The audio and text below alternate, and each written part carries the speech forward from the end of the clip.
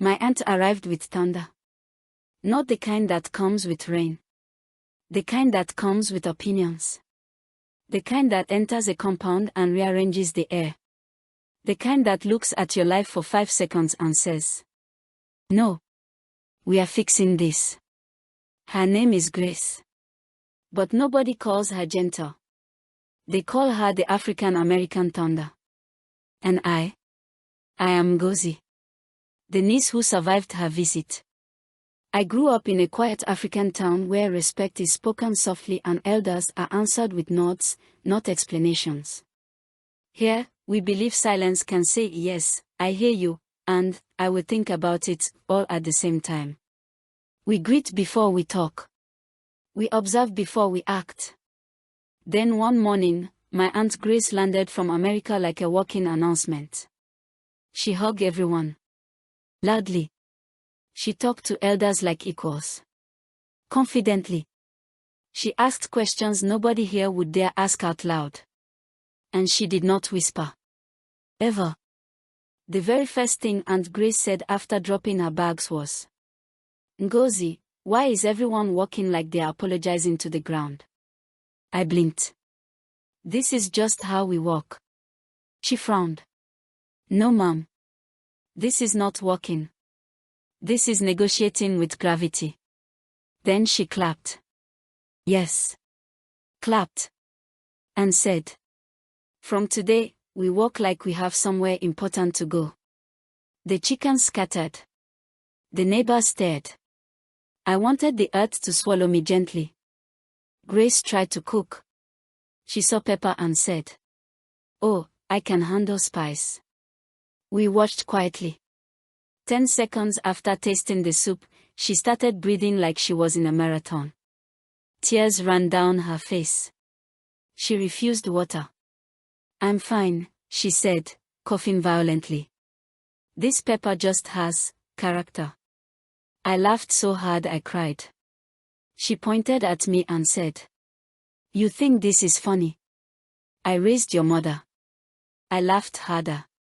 Aunt Grace noticed everything. Why my dreams were too small. Why I waited before speaking. Why I accepted things instead of questioning them. She said, "Ngozi, do you know how powerful your silence is?" I nodded.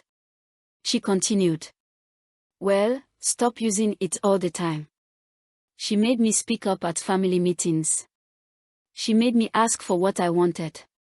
She even made me say no to an elder once. I nearly fainted. She said, "Respect doesn't mean disappearing."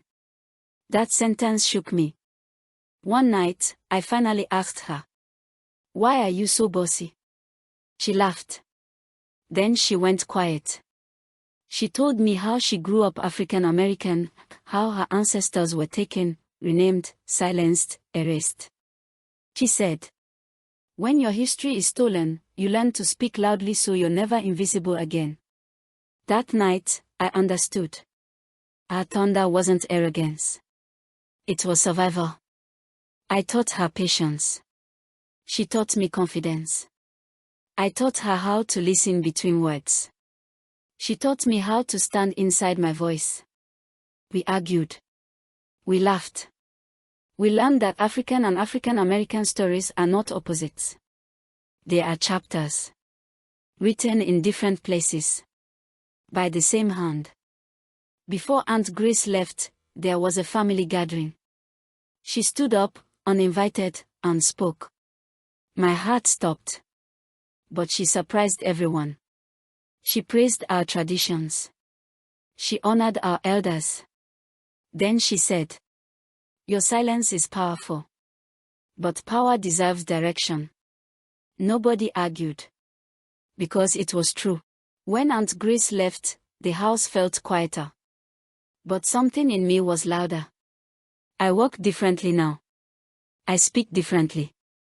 I still greet elders properly. But I no longer shrink. So here is the lesson my bossy aunt taught me. Loudness is not disrespect. Silence is not weakness. And confidence does not cancel culture, it completes it. I am Ngozi. She is Grace. African roots. African American thunder. Same blood. Different volume. And trust me, sometimes, thunder is exactly what the village needs.